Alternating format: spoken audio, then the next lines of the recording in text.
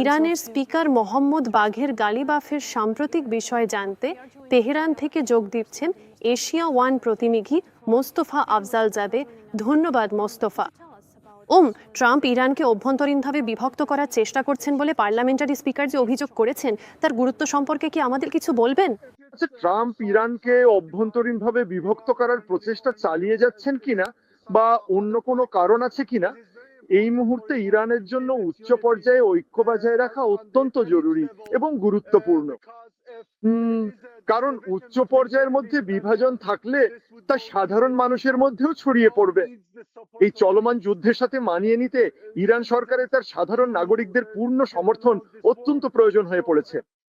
তাই উচ্চ পর্যায়ের মধ্যে বিভাজন থাকলে তা জনগণের মধ্যেও যাবে এবং তা ইরানের জন্য যুদ্ধ চালিয়ে যাওয়ার ক্ষেত্রে খুবই বিপজ্জনক হবে। মার্কিন নৌ অবরোধ ও অর্থনৈতিক চাপের খবরের প্রতিক্রিয়া জানানো হচ্ছে। আচ্ছা, আসলে ইরানের প্রতিক্রিয়া এখন একেবারেই পরিষ্কার এবং স্পষ্ট। আমার মনে হয় ইরান এবং মার্কিন যুক্তরাষ্ট্র উভয় পক্ষের জন্যই একটি অচলাবস্থা তৈরি হয়েছে। ইরান হরমুজ প্রণালী অবরোধের পাল্টা পদক্ষেপ হিসেবে এটি বর্তমানে বন্ধ করে দিয়েছে এবং তারা এটি পুরোপুরি বন্ধই রাখবে, কারণ এর ফলে তারা আলোচনার টেবিলে মার্কিন যুক্তরাষ্ট্র সরকারের কাছ থেকে অতিরিক্ত সুযোগ সুবিধা আদায় করে নিতে পারবে। তাই অবরোধ শেষ না হওয়া পর্যন্ত তারা হরমুজ প্রণালী খুলবে না। এমনকি অবরোধের এই পরিস্থিতি শেষ হলেও হরমুজ প্রণালীর ওপর ইরানের একছত্র আধিপত্য নিয়ন্ত্রণ বজায় থাকবে। এটি পুনরায় খোলা আর হরমুজ প্রণালীর ওপর নিয়ন্ত্রণ থাকা দুটি আলাদা বিষয়। মোহাম্মদ বাঘের গালিবাফ যখন মার্কিন তেল অবরোধের কৌশলকে উপহাস করছিলেন তখন তিনি আসলে কি বার্তা দিচ্ছিলেন?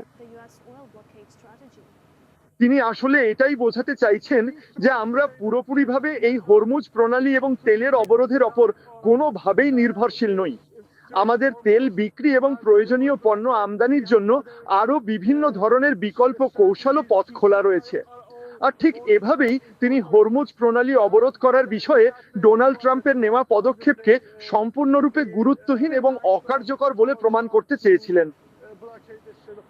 এই সাম্প্রতিক বক্তব্য কি ইঙ্গিত দিচ্ছে যে ইরান অবস্থান কঠোর করছে নাকি কূটনীতির সুযোগ আছে?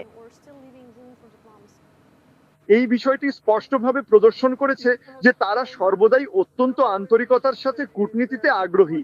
তবে বর্তমান পরিস্থিতি কোনোভাবেই এমন পর্যায়ে পৌঁছানো উচিত হবে না যেখানে ইরান আলোচনায় অপমানিত বোধ করে বা অত্যধিক পরিমাণে ছাড় দিতে বাধ্য হয়।